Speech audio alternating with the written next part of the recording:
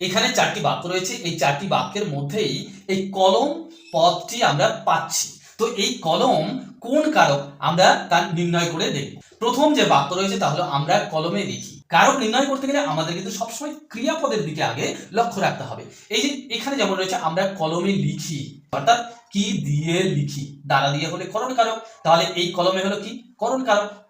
এবার কলমে কালি নেই, কালি নেই, কোথায় কালি নেই? কলমে। এখানে কিন্তু কোথায় দিয়ে প্রশ্ন করা হচ্ছে, তাহলে কোথায় কালি নেই? কলমে কালি নেই। এখানে তাহলে কি হবে? এটা অধিকরণ কারক। কলমটা ভালো লেখে, লেখার কাজটা কে করে? লেখার কাজটা করে কিন্তু কলম। আমরা অনেক সময় হয়তো মনে করবো যে এটা কর্মকারক, কিন্তু তা নয়। এই যে লেখে, কে লেখে? কলমটা লেখে, কলমটা নিজে লেখে, তাই এটা হলো কর্তৃকারক। আবার কি আমার কাছে কলম আছে, আমার কাছে কি আছে, কি আছে, তখন এটা হয়ে যাবে কর্মকারক।